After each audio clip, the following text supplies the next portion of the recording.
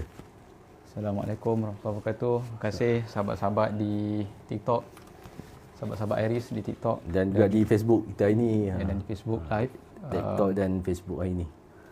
Satu peluang yang keemasan lah dapat bersama dengan saudara dan saudari. Dapat bersama dengan sahabat saya ni. Saya pun. Kita julung kali membincangkan perkara ini. Tapi kita cuba juga walaupun mungkin situasi tidak berapa mengizinkan, kita cuba juga untuk adakan live ini.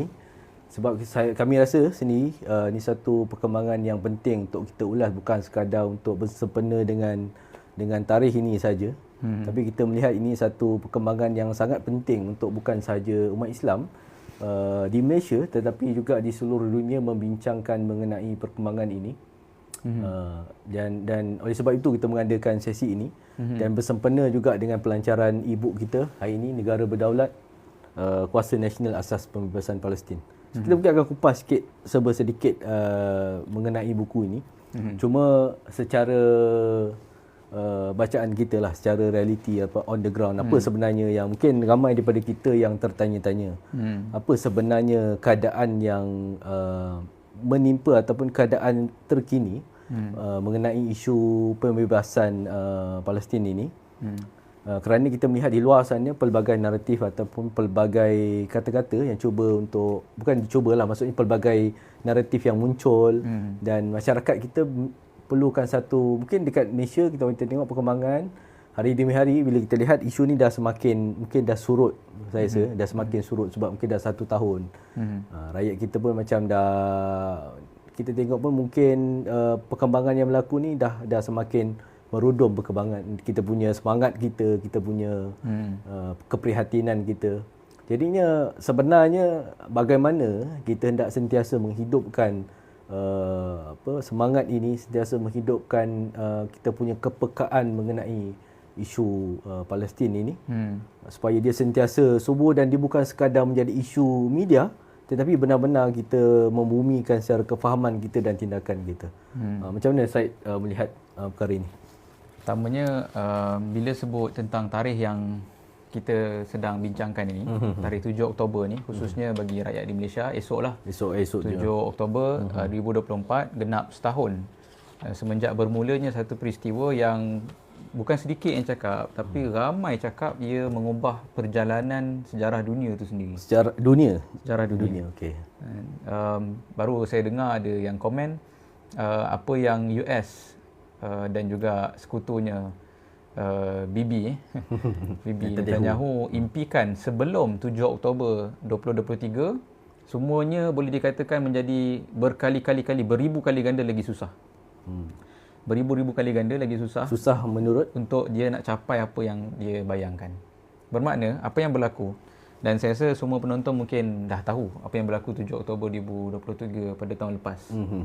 Dan satu usaha yang di luar jangka oleh tentera rejim haram, di luar jangka oleh kepimpinan barat sekalipun, kan? Dan bukti di luar jangka ialah sebab maknanya respon dia orang pun masa tu slow, kan? Mungkin ada yang dah terlupa 7 Oktober tu ketika serangan berlaku, apa yang berjaya dicapai ialah benda-benda, kejayaan-kejayaan yang strategik. Maknanya berjaya dapatkan tawanan, berjaya dapatkan data kan, daripada tempat perisikan rejim haram.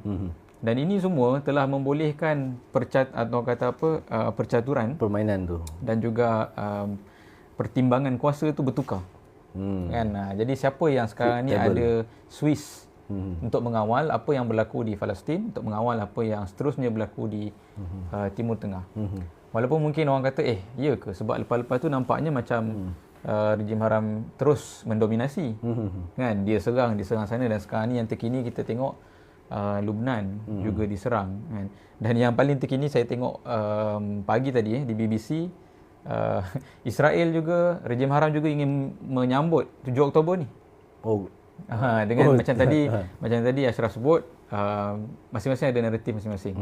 Ini sekarang ni satu lagi perang yang sedang berlaku juga, ialah perang naratif lah, war of narrative. Perang naratif. Jadi rejim haram sendiri pun sebenarnya dia tahu 7 Oktober yang akan berlaku esok ni ialah satu peringatan kemenangan kepada penentangan. Okey. Kepada penentangan. Jadi mereka cuba untuk offer satu naratif, sebenarnya mereka masih berkuasa dan ini tandanya mereka yang menang. Di pihak Israel. Maknanya 7 Oktober, setahun sudah berlaku, kami masih berkuasa. Gaza sudah kami hancurkan. Lebanon kami dah serang. Jadi siapa sebenarnya yang berkuasa? But dia orang tahu pun pada 7 Oktober tu serangan tu bukan nak melumpuhkan. Jadi maknanya ni counter narrative lah untuk menutup. Jadi orang tak bincang dah soal apa yang berlaku pada 7 Oktober tahun lepas, tapi orang akan tertumpu pada apa yang sedang berlaku sekarang. Dan apa yang berlaku sekarang memang sangat depressing, sangat memurungkan sesiapa sahaja dan menampakkan betapa berkuasanya Israel, rejim haram. Dia dibantu oleh sekutu-sekutunya negara-negara barat. Jadi ini pentingnya lah tentang tarikh ni. Tadi tanya tentang tarikh kan. Tapi satu sudut juga, maksudnya di pihak barat juga mereka acknowledge tarikh ni. Selalunya mereka akan menyeleweng ataupun tak mengiktiraf tarikh. Bahkan dia iktiraf tarikh ni walaupun dia cubalah untuk menukar. Bukan iktiraf lah. Dia tahu ada pihak-pihak yang akan cuba membugarkan balik sebagaimana apa yang Iris lakukan ini untuk kita. Sebab bagi kita lihat soal ni bukan soal semata-mata soal Palestin. Bukan semata-mata soal Al-Aqsa. Dan mungkin ada yang tanya apa kisahnya kita kat Malaysia ni nak mengenang benda ni. Kan dah serabut kat sana tu. Orang sepatutnya fikir macam mana nak hentikan perang je, berdamai. Ceasefire. Kan dah serabut sangat.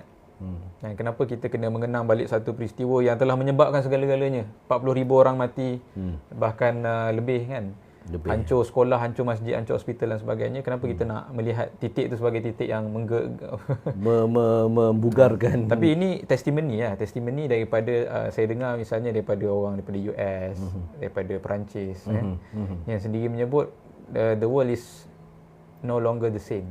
Changing istilah. The world is no longer the same setelah tarikh itu. Apa yang berlaku sebelum itu perkiraannya lain. Apa yang berlaku selepas 7 Oktober tu perkiraannya dah tak boleh sama. Dah tak boleh, macam mana pun rejim haram cuba untuk sama kan, dia tak boleh sama. Jadi apa yang sekarang ni kalau maknanya kita ulas, apa yang sekarang ni sedang berlaku? Kenapa mereka menyerang Lebanon? Kenapa mereka all out? Kenapa mereka dengan beraninya melukis peta baru Timur Tengah dan mengatakan inilah Timur Tengah yang betul, dan gitu gini dan sebagainya.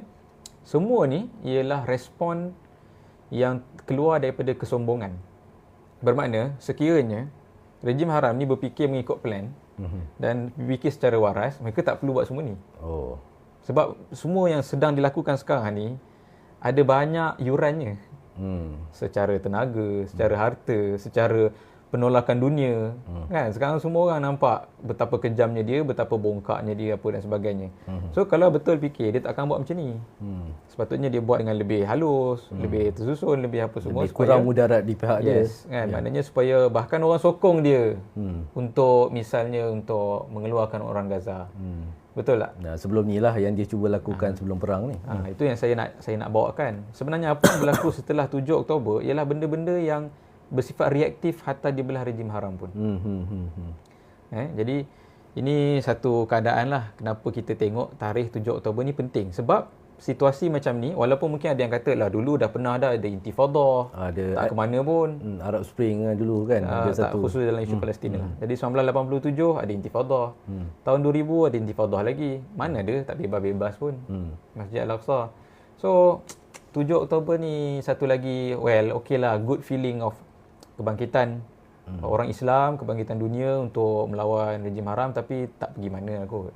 But the scale, orang tahu kan skala perang ni berbeza dengan yalah intifadah 1, 2 dan sekarang ni pun skala je lagi besar. Kita lihat sudah tentu implikasi dia mungkin ada, cuma kat situ mungkin pendapat saya lah yang menjadi perkiraan kepada orang sama ada implikasi ni memberikan mudarat ataupun mendatangkan banyak faedah. Itu yang mungkin dibincangkan oleh orang. Ada yang mengkritik tindakan yang dilakukan oleh gerakan perbebasan, mengatakan bahawa tindakan itu lebih banyak memudaratkan, dan ada juga yang menyokong, yang menyatakan bahawa tindakan itu macam tadilah mengubah diskurs, mengubah usaha atau perjalanan normalisasi yang disusun oleh Israel. Kan dia dah tukar game dia, plan dan sebagainya. Dan macam mana kalau kita melihat benda ni dari sudut realiti? Sebelum pergi situlah, tu dah agak mungkin saya risau mungkin yang tengah follow ni kan, kita perlahan lah, kita slow-slow. untuk kita bincang. Jadi misalnya apa yang berlaku pada saya patah balik apa yang berlaku pada 7 Oktober ni berbeza sebenarnya, betul, saya setuju. Berbeza dengan intifada sebelum ni. Apa perbezaan terbesar dia ialah dia berlaku dalam keadaan mukawamah ataupun penentangan. Penentangan di Palestin itu bukan lagi secara gerila ataupun secara kampung macam sebelum ni. Kan dulu kita tengok baling batu, kan kita tengok itu ini dan sebagainya. Tapi pada 7 Oktober dan apa yang berlaku selepas-lepasnya, sebelum tu pun lagi kan waktu Covid apa semua dah start. Khususnya apa yang berlaku selepas-lepasnya, maknanya dengan penggunaan drone, dengan penggunaan media yang begitu kata apa, ditakuti, memprovokasi tentera rejim haram, even kan? apa triangle punya merah ataupun walaupun mungkinlah di sana-sini adalah kekurangan, adalah constraint, adalah kita boleh komen, tapi apa yang berlaku lebih tersusun. Dan satu gambaran yang sebenarnya ditunjukkan kepada dunia ialah sekiranya ada satu pihak yang betul-betul buat benda ikut apa dia nak secara berdaulat. Ni saya mudahkan perkataan berdaulat ni. Berdaulat ni apa ni maksudnya? Dia boleh buat apa yang dia nak dengan kemampuan dan tenaga dan usaha dia sendiri. Macam kita tahu roket-roket yang dihantar ataupun apa yang ditembak ataupun apa yang dihantar ke rejim haram ni sebenarnya semua locally made. Kan ada yang kata dapat daripada Iran. Sebenarnya itu sikit je. Yang banyaknya tu ialah locally made, dibuat di Gaza. Dan itu sendiri pun bukan rahsia, dia ada dalam YouTube dan dicerita dan sebagainya. Maknanya orang-orang di Gaza daripada dulu mungkin orang-orang yang fikir esok nak hidup macam mana, nak cari roti mana esok, mereka telah berkembang kepada orang yang tahu bahawa dia nak bebaskan tanah dia, dia nak pertahankan Al-Aqsa. Jadi dia kena memberi tentangan yang setara lah. Yang boleh menyebabkan rejim haram ni terkesan, bukan sekadar orang kata apa kena cala-cala sikit kan. Jadi maknanya kena terkesan. Untuk menjadikan perkara itu berlaku, mereka kena bangunkan semua sendi-sendi kekuatan yang ada pada mereka. Jadi mereka belajar. Jadi mereka lahirkan anak ramai-ramai. Kan? Populasi lah. Supaya ada orang. Kan? Memang ramai yang dah mati, tapi dia lahirkan ramai lagi. Kemudian yang dah lahir ni dia didik, kan? Pertamanya dengan didikan keimanan bahawa benda ni lah penentuan kewujudan. Penentuan kewujudan bukan saja kepada diri mereka tapi kepada Islam semua sekali dan bangsa dia. Dan mereka didik dengan segala ilmu-ilmu, knowledge yang necessary untuk mereka laksanakan benda ni sebagai satu kuasa yang berdaulat. Walaupun kita anggap tak adalah, banyaklah yang boleh diperbaiki, kan, tapi dengan keterhadan yang ada, mereka telah mengajar bahawa kalaulah ada satu je kumpulan yang betul-betul berdaulat, betul-betul kejar apa dia nak, dia tahu apa dia nak, satu bangsa yang dia tahu apa dia nak, dia setia dengan benda tu, dia gunakan apa yang ada, walaupun limited, ada pasir, ada orang sikit, tanah sekangkang kera dan sebagainya, tapi gunakan betul-betul, ubah semua tu, upayakan semua tu menjadi kekuatan, dan tidak terikat dengan apa orang lain cakap.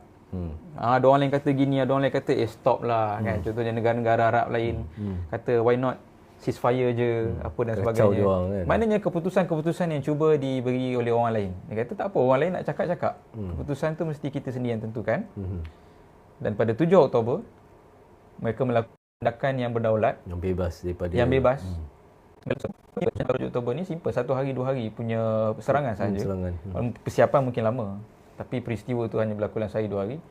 Tapi macam saya sebut, telah menghantar isyarat yang besar kepada seluruh dunia.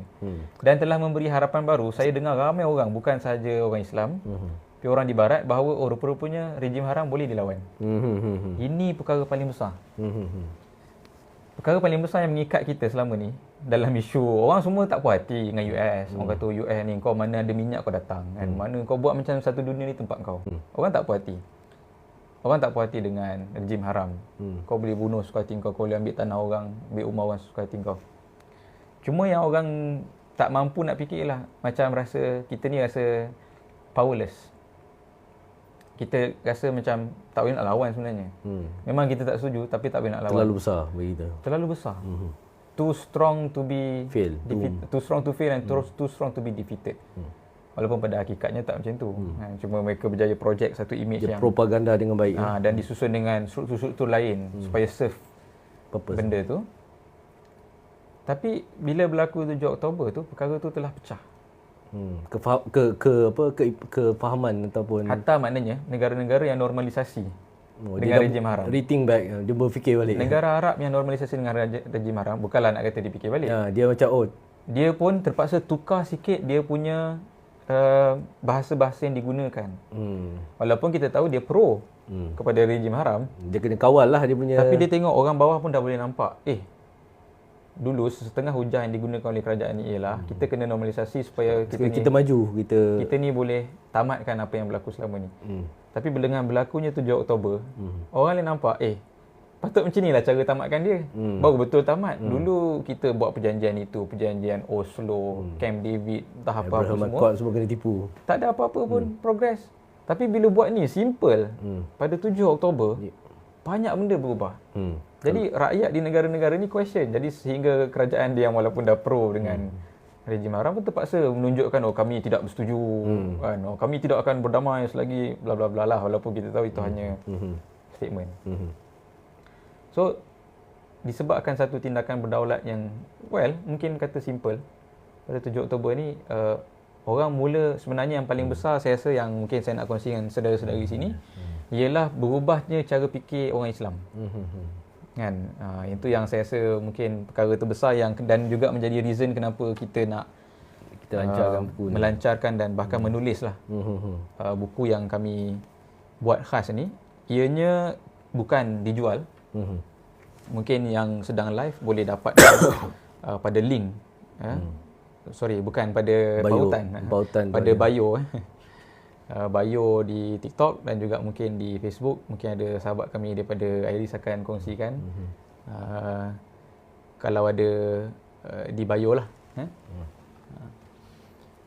So kenapa buku untuk download dan dapatkan buku khas mengulas tentang apa yang saya sebutkan tadi tu. Apa yang saya sebutkan tadi tu semua mukadimah je lah. Saya tidak ulas lagi sebab ulasan tu ada dalam ni. Kita bagi dia baca lah untuk melihat ulasan ni. So mungkin sambung tadi lah, kita sambung tadi jangan tadi. Jadi perkara pertama yang sebenarnya berubah ialah cara fikir dan benda ni saudara-saudari, benda ni sangat besar.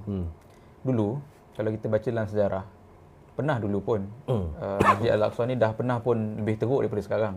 Yelah, sekarang ni paling kurang dalam Masjid Al-Aqsa ni ada orang Islam. Masih lagi boleh solat dalam. Ada orang solat, ada orang Islam. Kita pernah melalui satu keadaan memang sepenuhnya diambil alih. Tak boleh azan, tak boleh solat dalam bahkan tu. Dirobohkan. Kan, masjid tu pernah roboh pun. Kan, sebab kita tahu masa Sayyidina Umar masuk balik pembukaan kali pertama di zaman Sayyidina Umar dah tak nampak masjid dah.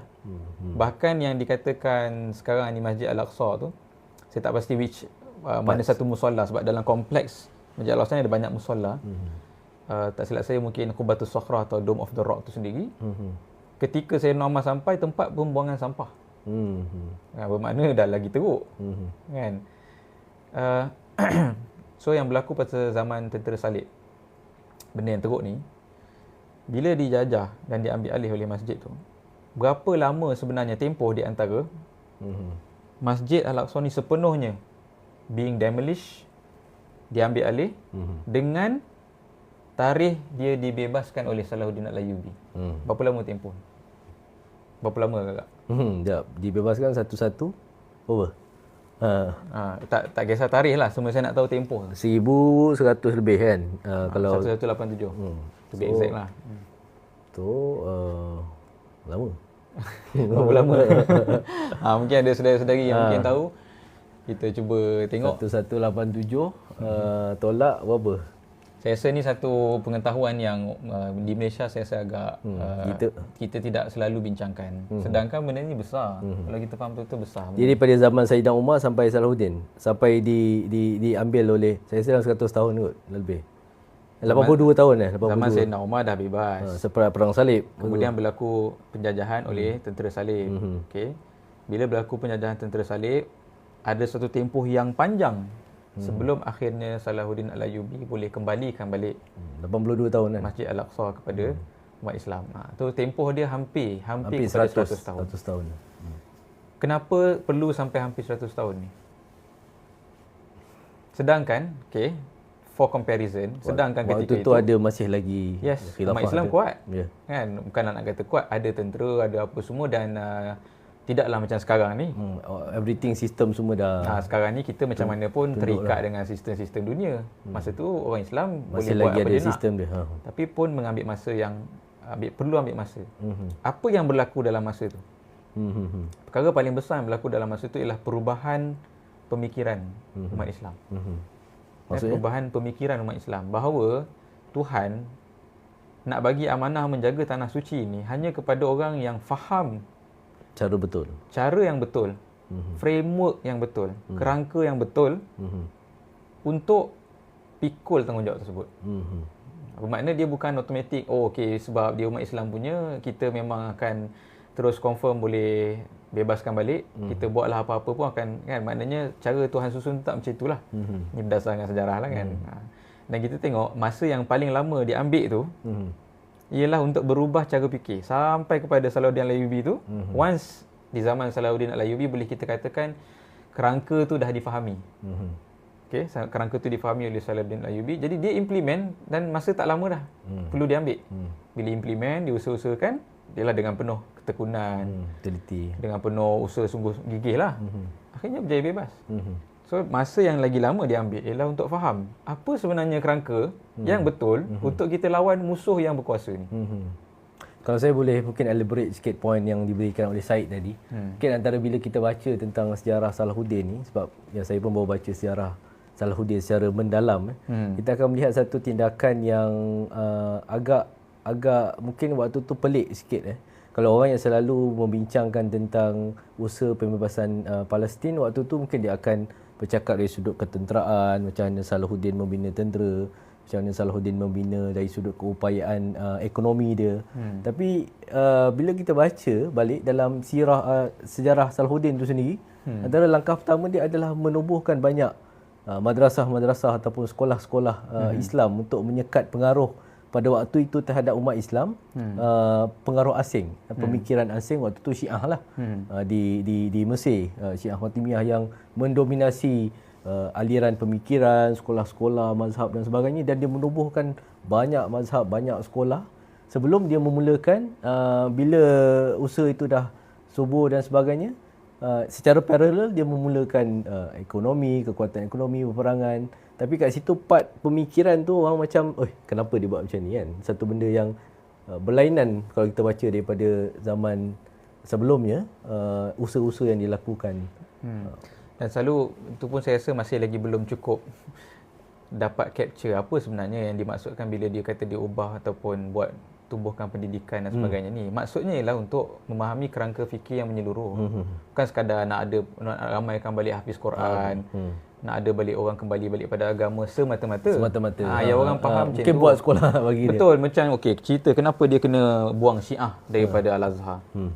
Apa sebenarnya masalah kat situ? Betul lah, memang masalah akidah. Dan kesan daripada masalah akidah ni lah orang Islam, kalau kata orang Islam faham akidah yang salah, dia takkan faham Islam dalam bentuk yang kuat dan berdaulat ni.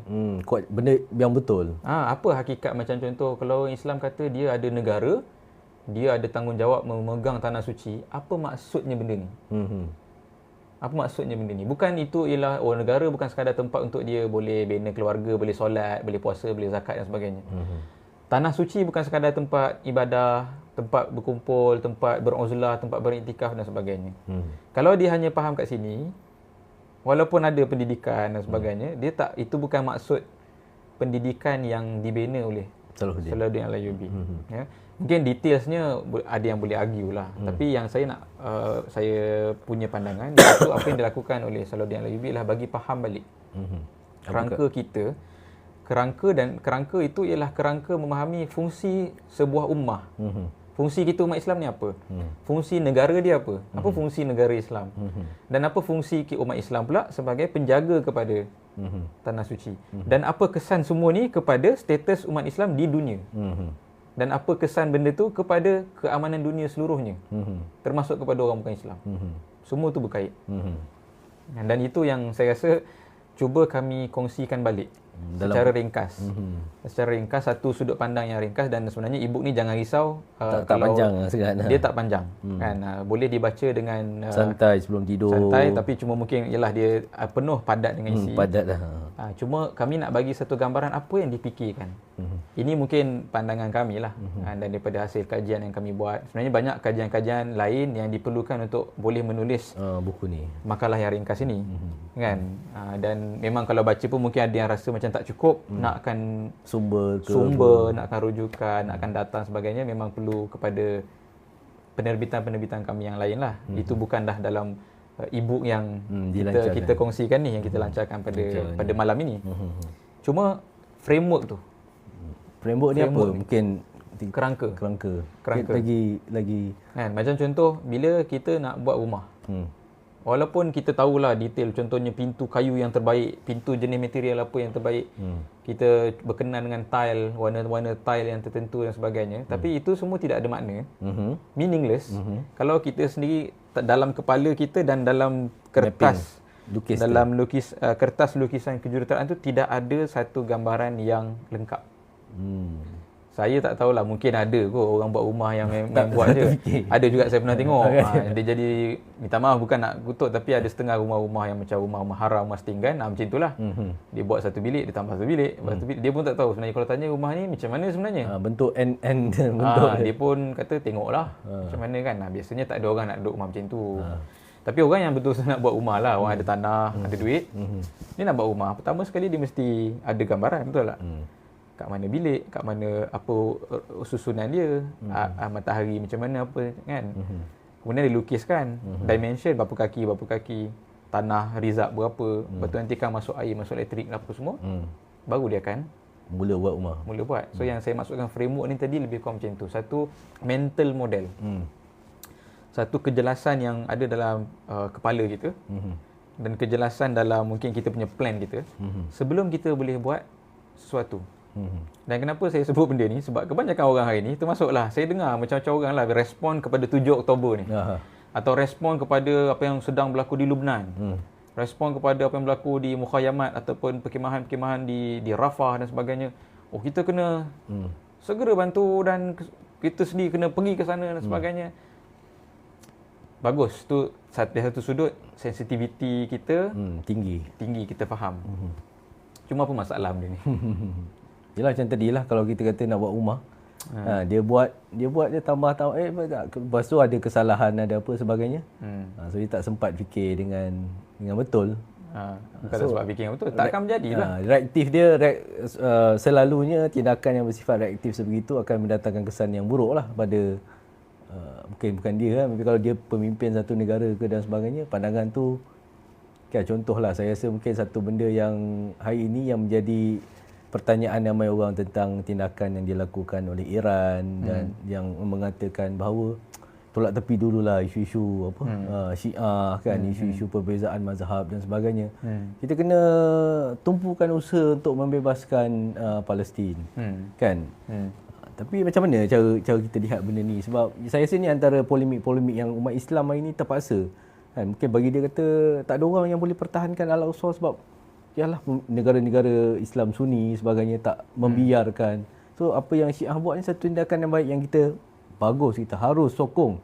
Bahkan kita kena support lagi. Macam mana kalau melihat dalam kerangka yang saya sebut tadi? Sebab tu yang saya sebut awal tadi, kerangka tu untuk kita boleh bina satu rumah akhir lah. Kalau guna analogi rumah, satu end product. Dalam konteks apa yang kita bincangkan 7 Oktober ni, gambaran akhir tu ialah bebasnya Al-Aqsa. Bebasnya Palestin. Kan, bebasnya Al-Aqsa, bahkan bebasnya semua negara-negara umat Islam daripada cengkaman Yahudi kan, yang menguasai bukan sahaja tanah-tanah kita tapi semua sistem-sistem kita lah. Kan, kehidupan kita semuanya kan, dengan banknya, dengan apa dan sebagainya. Itu gambaran akhir yang sangat besar sebenarnya. Sangat besar. Dunia yang totally different. Dunia yang lain. Dan kita masa tu tak pakai lagi lah baju-baju Yahudi ni. Tadi ada yang kata apa sembang tapi pakai baju Yahudi. Kami minta maaf ni, kebetulan kami ada dalam keadaan sedang bekerja. Ada hadir program, dah alang-alang pakai baju ni. Sebab tu kita terus je lah. Terus je tak sempat pakai baju ni. Tak adalah nak kata kita ni suka sangat kan, berpakaian begini kan. Saya minta maaf lah. Cuma itulah maknanya gambaran akhir tu, sistem hidup. Gambaran akhir yang diinginkan tu, end product yang diinginkan tu sangat besar dan sangat berbeza daripada dunia yang ada sekarang ni. So, tak logik.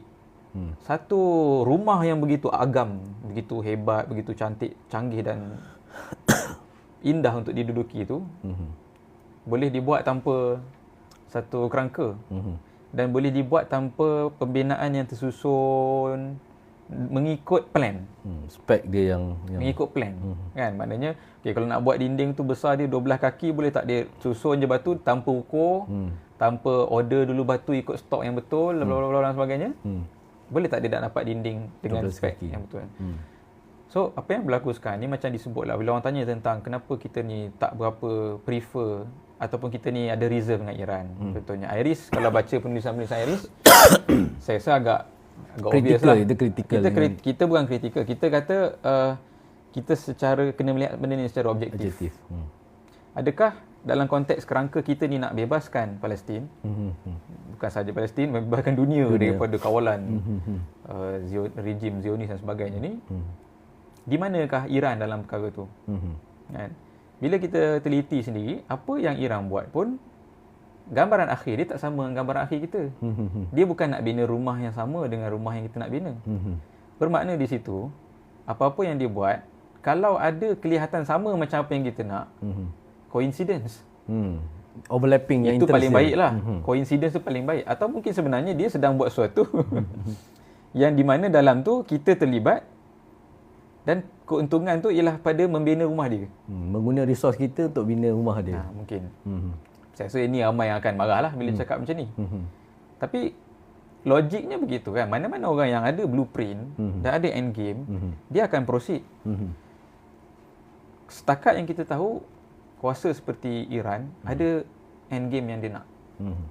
Kan, dengan apa yang dia lakukan. Dia bukan bersifat reaktif sangat. Saya tengok apa yang dia buat, dia ada buat apa yang dia kejar. Dia buat pada apa yang dia kejar. Sebab apa yang berlaku di Lebanon bukan sahaja di Lebanon, kan, bahkan projek mereka ni global. Kan, hatta di Malaysia, hatta di Indonesia dan sebagainya. Pengaruh itu global, berlaku secara tersusun. Kan. Jadi end game yang mereka nak berbeza dengan end game yang kita nak. Tiba-tiba mereka tolong, okeylah. Okey. Sekarang apa pendirian kita? Nah, pendirian kita ialah kita tidak boleh menganggap inilah dia plan kita untuk capai kepada end game kita. Sebab in the first place, saya tak rasa akan masuk benda macam tu. Betul tak? Adakah kita menerima contohnya masalah-masalah yang juga datang dengan plan tu? Sebab sebenarnya akan ada masalah yang datang sekali dengan plan tu. Sebagai kita kata, oh inilah dia tindakan yang memang boleh mencapaikan kita kepada end game yang kita nak. End game ni maksudnya bebasnya Al-Aqsa yang macam kita nak. Kan? Jadi macam tak logik. So, tapi kenapa ramai orang Islam yang gembira dan itu ini dan sebagainya ialah kerana reaktif. Sebab masalah asasinya ialah kita sendiri tak ada kerangka. Tidak ada blueprint. Okay, kalau tanya dalam masa 10 tahun lagi, apa sebenarnya yang perlu dibuat? Dalam masa 20 tahun lagi, apa sebenarnya yang perlu dibuat? Dalam masa 100 tahun lagi, apa yang kita kena buat? Apa sebenarnya yang perlu dibuat? Bukan sahaja di Palestin. Sebab tadi kita dah kaitkan. Kalau nak kalahkan rejim haram ni, rejim haram bukan kontrol Palestin saja. Zionis ni bukan saja di Palestin. Dunia. Di seluruh dunia. Baru saja tadi saya dengar satu maklumat dikongsikan oleh orang yang duduk di Rusia sendiri. BRICS terlibat dalam BRICS punya very powerful Jewish lobby. In Moscow. Is active in Moscow. Is Moscow. Kan, orang kata wah mungkin ini alternatif kepada US. Kan, Rusia, China. Dan kajian Iris sendiri pun pernah menulis satu buku menunjukkan blueprint kebangkitan China tu juga dia ada projek ada idea-idea yang disuntik ataupun yang dikonsult. Mungkin kataan paling baik konsult oleh orang-orang Yahudi, Jewish punya Zionis, MNC dan sebagainya. Jadi apa yang nak diubah tu besar. Betul tak? Apa yang nak diubah tu besar. Jadi kita sendiri sebenarnya tidak ada orang kata apa, kerangka kita dan apa kita punya plan sendiri. Sebab tu bila tak ada, kesan dia ialah kita akan tengoklah apa yang ada. Datang Iran, Iran lah. Kan, lagi datang orang lain, datang China ke, let me help you. China pula. Ahlan wa sahlan. Kan, sedangkan semua tu masing-masing ada rumah yang dia nak bina. Dan rumah tu lain daripada rumah yang kita nak bina. So ini yang saya rasa Iris cuba rawat. Soalan tu yang penting. Cara fikir dulu. Cara fikir dulu, kita tahu tak rumah apa yang kita nak bina, dan kalau kita tahu saiznya sebesar itu, speknya begitu, apa kaedah dia dan metod dia. Dan itu yang saya rasa kami cuba kongsikan dalam buku yang sederhana ni. Agak ambitious lah kan. Makalah ni makalah yang ringkas, tapi kami cuba mungkin berkongsi apa yang kami faham, dan kami sangat harap benda ni juga disampaikan, disebarkan, meluas. Sehingga orang faham bahawa bermula dengan revolusi mental, perubahan cara kita tengok isu yang sedang berlaku, perubahan cara kita tengok apa yang berlaku pada 7 Oktober, perubahan kita tengok kepada apa yang akan berlaku selepas ini di Timur Tengah dan sebagainya. Bila kita berubah cara kita tengok, kemudian kita faham bahawa untuk mengubah benda tu tak cukup dengan sekarang ni macam sekadar hantar bantuan sikit, tunggu iran tolong sikit apa semua. Kita sedar itu semua tak cukup. Dan ada ubat lain yang lebih betul, iaitulah ubat yang kami cuba sharekan dalam ni. Dan hanya dengan itu baru kita boleh capai end game. Saya rasa kalau ketika itu kefahaman ini meluas, perubahan sebenar akan berlaku. Kan? Itu mungkin hasrat yang terkandung di dalam buku yang sederhana buku yang ni. sederhana kita tulis. Ya, mungkin saudara dan saudari sebenarnya boleh dapatkan di bio. Kalau di Facebook pun mungkin saya rasa, kalau mungkin di biru ni pun mungkin ada juga. Di tempat biru, di tempat hitam, di tempat biru. Mana-mana yang boleh ni lah. Mungkin akan ada pautan yang akan diberikan di laman Sesawang Iris, di kita punya tempat biru, mungkin tempat hitam ni pun ada juga. Di mana-mana. Susah sebenarnya, saya pun tak biasa live dengan mengambil kira semua benda. Maksudnya kita sekarang berada dalam sistem ni, hendak menyebut tentang perkataan-perkataan berdasarkan kehendak kita pun, kita terpaksa berlapik-lapik. Dengan sistem yang ada, kita akan sebagainya. Dan itulah yang hakikatnya orang yang nak bercerita atau bercakap tentang usaha yang ada pada hari ini. Tapi saya rasa mungkin kita pun dah tak banyak masa lagi. Kita dah berapa lama ni? Saya rasa dah jam ni betul jam ni. Jam ni betul. Kita mula tadi pukul 5. Pukul 5. Okey, so dalam 45 minit lah. 45 minit lebih kurang lah. Boleh kot sikit lagi. Sikit lagi kot kita habiskan mungkin. Kalau saya tak pasti ada soalan ke tidak, nampak macam ada yang komen. Tapi saya harap yang di hitam, yang di biru, kalau boleh kongsikan pautan ataupun kongsikan live ni, mungkin ada yang tak sempat nak tengok bersama malam ni. Dan juga buku ni sendiri pun kita terbitkan ataupun tulis dalam 2 bahasa. InsyaAllah Arabic pun kita akan masuk lah. Tapi sekarang ni ada bahasa Melayu dan juga bahasa Inggeris. Dan kita harap siapa-siapa yang ada kenalan dan ada kawan-kawan serata dunia, mungkin di luar negara ke dan sebagainya. Dan kami pun cuba untuk sebarkan ke peringkat antarabangsa dengan orang yang kita jumpa, supaya kita boleh lebih ramai lagi umat Islam menerima idea-idea ini. Dan bukan sahaja di Malaysia, tapi kita juga hendak macam tadi saya sebut, melakukan perubahan dari sudut di peringkat antarabangsa. Sebab penting untuk kita faham rumah apa sebenarnya yang kita nak bina untuk umat Islam ni. Dan benda ni e-book. So saya rasa semua orang boleh akses lah. Boleh akses. Dulu kami pun bincang kita nak tulis, nak publish ke apa. Yang ni kami buat sedikit terbitan ni untuk kami ada nak bagi kepada orang tertentu lah. Tapi sekiranya mungkin kalau ada permintaan, saudara-saudari yang sedang menonton, kalau ada permintaan untuk ni, mungkin kami consider lah untuk kita printkan. Tapi saya rasa lebih easy untuk akses lah kalau dalam bentuk e-book, dan easy untuk di-sharekan. Kalau nanti ada yang dapatkan e-book ni dan dapat PDF-nya pun, saya rasa silakan untuk disebarkan. Kedua-dua versi bahasa Melayu dan juga bahasa Inggeris. Dan insya-Allah kalau Allah mudahkan ada versi bahasa Arabnya, kod-kod lah nak disebarkan. Bahasa lain setakat ni belum ada yang offer untuk kalau ke Afrika mungkin translate, mungkin dalam bahasa Cina, bahasa India. Kalau dalam konteks Malaysia, saya rasa satu perkara yang menarik lah. Sebab baru-baru ni pun saya TOT, saya bagi TOT tentang isu ni. Yang hadir tu ialah saya lupa namanya, tapi dia yang demo ketika kehadiran Black Rock dulu, dia yang demo berpuasa. Oh, yang berpuasa yang mogok 5 hari tu. 5 hari lebih saya rasa.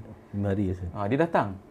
Dan saya ceritakan bagaimana semua negara-negara ni dikawal oleh ni. Dia kata saya setuju, saya nak tanya apa Black Rock ni punya. Jadi saya pun jawablah. Jadi saya rasa bukan sahaja orang Islam, orang bukan Islam juga orang sedang yang melihat, bebas, yang mahukan yang masih lagi jiwa dibebas. Dia pun nampak berapa lama kita nak duduk dalam penjara dunia yang dikawal oleh sekumpulan manusia yang sebenarnya tidak ada nilai. Dia lihat manusia lain sebagai binatang. Kan? Jadi yang rasa menjadi mangsa kepada keganasan ni bukan saja orang Islam. Orang lain pun merasai Mangsa. peritnya hidup dalam dunia yang dikawal oleh mereka ni. Memang yalah, makin lama makin jelas kan, UN tu macam tempat dia. Dia boleh lancar serangan daripada pejabat UN. Kan? BB melancarkan serangan daripada pejabat UN. Walaupun UN orang kata ini tak sepatutnya bla bla bla, dia pejabat UN dia tunjuk dia boleh lancar. Dan dia recognize sebagai teroris pun. Itu pun yang pemimpin yang di depan lah. Kan? Berapa ramai lagi tah pemimpin yang kaya-kaya yang di belakang yang kita tak kenal, yang sedang menguasai macam-macam perkara lagi lah. Ada soalan sebenarnya, tadi ada yang tanya, adakah negara-negara yang kita boleh pergi kot. Saya ada baca. Ada baca. Kita boleh, ada sahabat boleh. tolong share. Sahabat tolong share. Ada yang tanya, ni mungkin saudara Ashraf boleh kongsikan lah. Adakah negara-negara yang melakukan normalisasi dengan rejim haram ni sekarang ni rasa macam tertipu? Ya ke? Soalannya. Di negara tu kena ditanya nation tu sama ada rakyat dia ataupun mungkin kerajaannya lah. Kerajaan dia. Mungkin dekat situ sebab saya rasa pada deal normalisasi itu sendiri pun ada benefit kepada dia. Sebab selalunya dengan deal normalisasi ni, kalau kita pergi ke Timur Tengah sekarang, pelbagai projek-projek pembangunan yang sedang dirancang kan, even kalau kita pergi ke negara-negara Timur Tengah yang tengah kaya-kaya ni, banyak projek-projek yang dirancang yang bersekali juga bila dirancang projek itu membawa masuk teknologi, membawa masuk capital daripada even syarikat-syarikat Yahudi yang kaya, yang BlackRock sebagainya. So secara tak langsung juga pemimpin ni ataupun kerajaan ni pun ada individu-individu yang mendapat benefit daripada sistem yang atau pembangunan so-called yang mereka create. Dari sudut itu mungkin persoalannya macam mana pada kali ni, macam saya sebut tadi, mereka terpaksa berjaga-jaga dalam percakapan dia sebab rakyat tahu bahawa tindakan ini sudah tentu betray ataupun mengkhianati bangsa dia sendiri ataupun orang Islam sendiri. Jadinya mereka terpaksalah berhati-hati sekarang kalau nak full dose buat projek tu, kena tengok dulu situasi dan sebagainya. Dan kalau rasa tertipu, saya rasa dia orang tak rasa tertipu lah. Memang dia intended secara benda tu pun dia faham penguasaannya, apakah keuntungan yang dia akan dapat dari sudut negara mereka. Cuma kat sini mungkin persoalan macam mana dia bermain dengan masyarakat. Ini bahasa mudahnya kerajaan-kerajaan Arab yang melakukan normalisasi dengan rejim haram memang percaya bahawa itulah jalan mereka boleh lebih kaya. Lebih kaya, ya. Lebih berkuasa. Tak adalah nak maju sangat. Maksud maju tu pada supaya mereka kekal berkuasa dan lebih kaya, mereka rasa kena berpaut dengan negara yang akan dibina dan dengan bentuk baru Timur Tengah yang ditawarkan oleh BB. So ada juga yang bertanya pada malam ni, kenapa bila dia tekan download, dia dapati ada kena bayar. Ada bayar? Jadi mungkin saya nak maklumkan juga, kami sebenarnya bukan minta bayaran. Memang ini untuk kami sebarkan. Cuma saya rasa dalam sistem tu kami tuliskan di situ ialah sebenarnya sebagai sumbangan. Ini macam saya sebut kan, kajian yang nak sampai ke sini 10 tahun dah itu. Kajian yang sudah pun berjalan, yang sedang berjalan dan yang perlu dijalankan terlalu banyak. Besar. Ini saya bercakap dengan jujur dan saya rasa semua orang boleh akses. Ini bukan satu scam. Bukan nak kata kita ada gini-gini tapi tak buat. Kami memang boleh katalah sampai tak tidur malam untuk mengkaji perkara ni. Dan saya rasa dalam dunia kita hari ni, kajian yang paling susah orang nak berikan sumbangan ataupun duit sebab orang tak nampak kesan dia.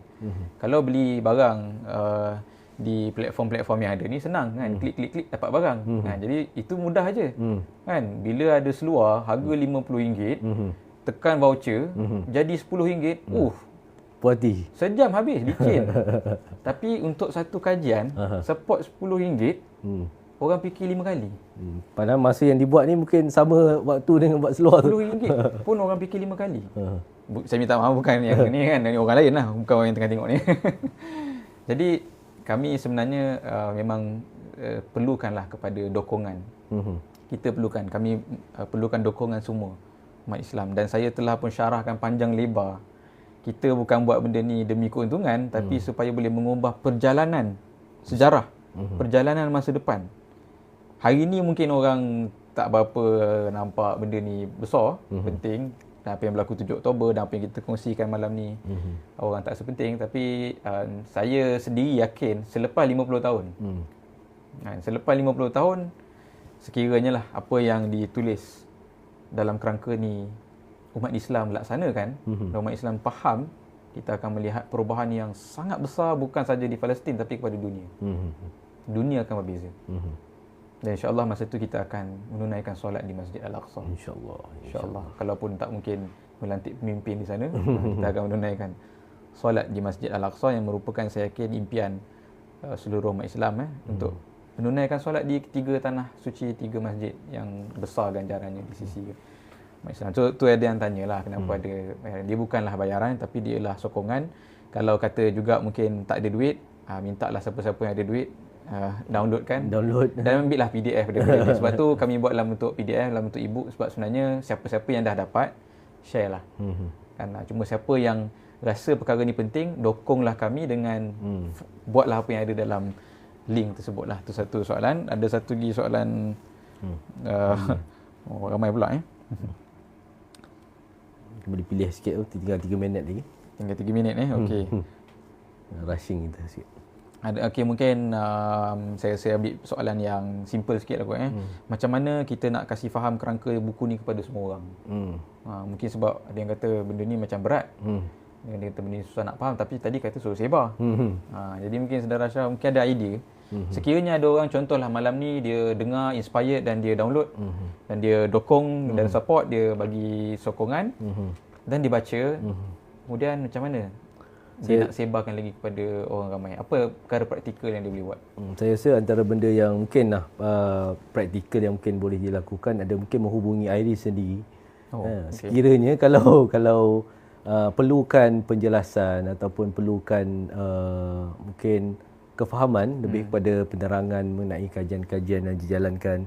Sebab mungkin kalau kita tengok dia boleh hubungi Iris untuk dapatkan penjelasan, ke boleh panggil forum ke dan sebagainya. Dan juga boleh juga mendapatkan buku-buku Iris. Sebab kita pun dalam macam saya sebut tadilah, kajian ini sendiri menghimpunkan kita punya kerangka yang pelbagai. Maksudnya daripada kajian yang kita dah lakukan lebih kurang 10 tahun dan saya rasa banyaklah buku-buku yang kita dah keluarkan. So boleh dapatkan buku tu. Mungkin yang ini mungkin jauh sikit lah nak faham, sebab ni dah kita punya kesimpulan. Kita punya rumusan kepada memahami realiti. Tapi kalau dia follow, maksudnya penulisan kita daripada buku mungkin Mukadimah Perjuangan Melayu kan, satu-satu tu mungkin dia akan nampak serba sedikit lah. Dan yang lain mungkin macam tadi tu sebarkan buku-buku ni. Kalau saya boleh tambah, kita masing-masing rakyat Malaysia ni berada di banyak tempat kan, dan pandangan ni kalau boleh kita nak sampaikan kepada orang-orang yang khususnya ada peluang untuk membuat keputusan, ataupun bahasa kadang guna policy maker, orang yang boleh buat keputusan dan sebagainya. Jadi mungkin idea-idea ni kadang tak sampai pada mereka, dan anda yang mendengar, anda yang ada e-book ini mungkin boleh akses mereka atau berkenalan dengan mereka. Kalaupun tidak anda sendiri menyampaikan idea-idea ni, boleh hubungkan kami dengan mereka untuk kita sampaikan idea ni kan, ataupun mungkin boleh sharekan kepada mereka. Kita tak tahu dalam 100 orang yang kita kongsikan perkara ni, mungkin ada seorang yang akhirnya faham, Allah bagi taufik untuk dapat laksanakan, dan dengan kapasiti yang dia ada kan, mungkin dia seorang yang ada banyak akses kepada macam-macam benda yang boleh dibuat, jadi akhirnya mengubah perjalanan kan. Itu saya rasa nak macam mana nak sebarkan lah. Dan kalau ada yang kreatif, sebenarnya daripada perkara ni kita boleh buat macam-macam lagi dalam ni kan, kita boleh bincang. Jadi boleh consult dengan kami. Kami insya-Allah open, terutamanya kalau contoh anak-anak muda kan, universiti, pelajar universiti dan sebagainya. Dan misalnya macam saya sendiri pun sebenarnya dihubungi oleh banyak media kita kan, ada Awani, ada Hot FM lah, Molek FM dan sebagainya. Cuma malangnya kami tak dapat nak penuhi disebabkan komitmen dengan kerja ni untuk ulas tentang setahun 7 Oktober ni kan. Jadi mungkin kalau ada kenalan media, ada kenalan media dan sebagainya, kita boleh bincang macam mana untuk kita perluaskan kefahaman kerangka ni kan, kita kongsikan dengan ramai orang dalam bentuk-bentuk yang mungkin mudah difahami oleh orang. Tapi memanglah macam nak buat rumah lah kan, nak sampai semua orang faham tu susah lah, tapi necessary.